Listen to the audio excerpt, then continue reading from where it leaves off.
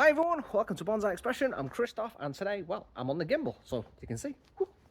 It's nice and stable. I've got these beautiful shots of this beautiful weather. It is 22 degrees, basking in more sun. And the sun is, if I just move this way, in my eyes. But if I move this way, nice bit of shade. So, if you see behind me, just here, you can see hoot on the oak Yamadori. We're going to be talking about it today, and we're going to be talking about the failure that I am, because it was my first dig and I completely screwed it up and it's dead. Yeah, so we're going to be talking about the mistakes I've made and all the kind advice that I was given from everybody that supports this channel. So everyone who's just subscribed, or if you've not subscribed, please do so, because you watch my videos and I appreciate you very much.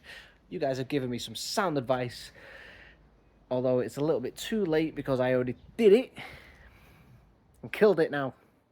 But thank you anyway, because all that advice has come in handy, because last week's video, or well, not last week, but the last video I put out, I took that advice and I dug up another oak from my garden, and hopefully that one's going to survive. If it doesn't, well, I'm not too concerned, because it had to come out of my garden anyway. It had to come out, is what I'm saying. Yeah, but I took that advice and I dug up another oak, as I said, and hopefully that one will survive. But this one hasn't survived. So it's now, well, basically it's an ornament in my garden. I'm going to keep it just to show everybody and remind myself that that's my first dig. It's a failure, but it's my first dig. And I'm proud that I did it. And I've learnt from it. And it's a nice perch for hoot. So, yeah. Although I might tanuki it in the future. I'm always going to leave hoot on it. But if I tanuki it, we can have some cool garden tree / bonsai. Well, anyway, we're going to talk about it. I'll drag it out. In fact, no, I won't drag it out. I'm going to go over there and I'll show you guys the mess that it is. So, yeah. Stick around. We'll talk about this video. We'll talk about the advice that everybody gave me and said what we can do in the future to make sure oaks, particularly oaks, and in a broader range of Yamadori digs, we can do a proper success rate, or at least increase our chances of successful digs. So I'll help you as well. So everybody who helped me, thank you very much. I'm going to help everybody else with your knowledge. Oh, please subscribe as well if you haven't, because we're in this together. So I'll spin the camera around and we'll go and have a look. Right then, over here, through the absolute lush trees while we're here, let's have a look. Just while we're here, I've got to say, this pyracantha my missus bought me is absolutely flush with growth. Just look at it, all this new growth. I want to work on this soon, but first of all, I'm going to let it do a bit more growing. Here is Hoot, just guarding my Overwatch in the beautiful Bonsai Expression garden. So here we go, dead as a doornail. I did some cuts, make sure everything was dead as it is. We do have some buds still on it, just here and here. They are completely and utterly dead. And what I did just yesterday is I got a saw and I cut into it just lower down as far as I can go, and got in there. Let's just move this beech out of the way. Oh, FYI, the beech has decided it does want to live after all, at least partially. So look at this. There's an update for you. The beech is hanging in there. So I'll just put that to one side. So here we go. Now this thing is still bloody heavy. It's got an absolute ton of my soil in there. And my mugu pine is in here as well. And the roots, at least last time I checked, yep, they were going in. I'll just leave it there. And I've got a cutting behind there as well. I'm not sure what it is. Anyway, I did a deep cut with my saw, see if there was any live tissue. Unfortunately, there's not. So this thing is completely perished. It is dead, and it is still securely in there, but dead as a doornail. Dodo, it's gone.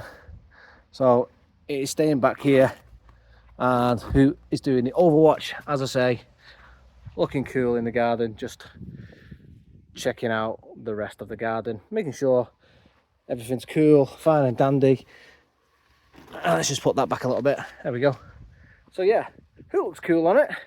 And as I say, what I would like to do is possibly get some oaks, saplings, and do a tanuki on this.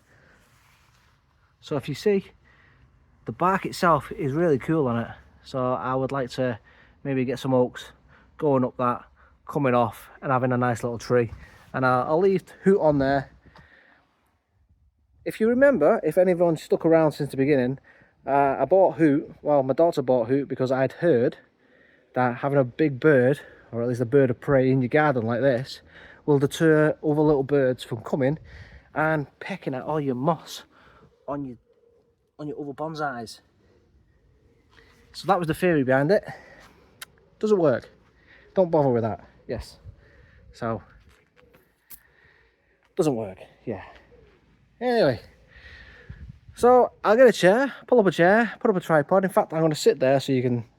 I'll sit right next to it, or in and amongst the rest of my trees, because that'll make a good little video. Just sat right there, I suppose, checking this out, rather than sitting over there. We're going to sit there, just slap bang, and I'll have a quick conversation in terms of what I did wrong. So me and my friend Hoot here are going to explain exactly what mistakes I made. What's that? Yeah. Who said I made a right mistake? A couple of them, big ones. Yeah, I know. Yeah, I know.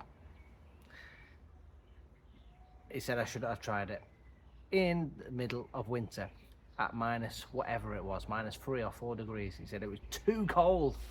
He said what I should have done is waited till the buds popped in spring. Early spring is when the time you should be doing your digging. Yeah, I get it, I know. Rookie mistake. Well, yes, I know, rookie mistake. It was my first time digging. It was my first time digging out a tree. So yes, it was a rookie mistake. I was eager. But I only had a certain time to do it. My boss was allowing me to do a dig at a certain time, and that was the time I was available to do it. So it had to be done at a certain time, as I say, so that was the time to do it. I did take a chance, but eager is a bit too eager. So if you're going to do any sort of dig, just like your repots, do it when your buds are about to break. That's when you should be doing your digs.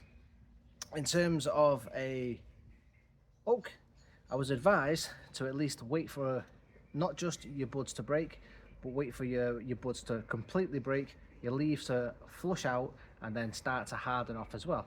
One chap on my video actually said, like I did it in my last video, wait for your leaves to flush out and then start to harden off. Around about June, he said he's been doing it for 20 years and had great success doing that way. So maybe I should have had a go that way. But on the last video I've just done, digging out the one from my garden, I've just done it now.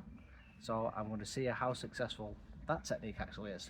But in terms of the rest of your digs, wait till your buds flush, start popping, just like your repots, then do your dig.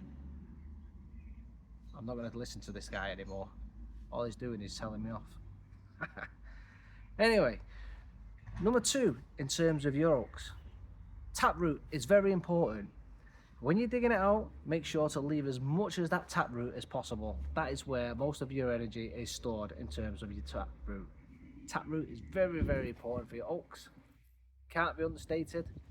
Get as much of that taproot as possible, and you need to keep as much root as possible as well on those oaks. Very, very important. Taproot and as much root as possible. Can't understate those ones. Roots, roots, roots. It is a particular tree. I've not known many trees where you need a lot of taproot. In fact, I go ham on a lot of them, especially my Chinese elms. All elms, you know, they're the ones that you can go absolute ham on the roots. You can take as much root off as possible, but some trees you can only take like 25% of your root off, maybe 30% off. But these ones, you need as much root as possible to stay with your tree, and then keep as much as that taproot as you can, and then year on year reduce your taproot as much as possible. They're the tricks I've learned from my oaks. they're the ones I can give you my advice with. Everything else is pretty much by the book. Dig in the spring, keep as much root, keep as much tap root, and then, as normal, you want to get it into some soil as quick as possible. I would always wrap it in some sphagnum moss as well to try and keep as much root and help the roots thrive and recover as best as possible. And then just leave it for at least a year to 2 years to then just relax, recover when you get it whole. Don't touch them roots. And then again, it's all about rest, recovery, and don't do too much trimming on top. Just let the tree recover, let it throw some growth out. It's all about balancing act as well. The roots have been traumatized, so don't traumatize the top of that tree either. That's it really. That's all I've got to say. It's a shame because this thing was huge and I would have liked to develop it. The idea as well was to cut it back, do a big chop and have this big tree at the bottom. What a shame. Anyway, that's all I've got for today. I hope you enjoyed my failure. It is what it is, I'm afraid.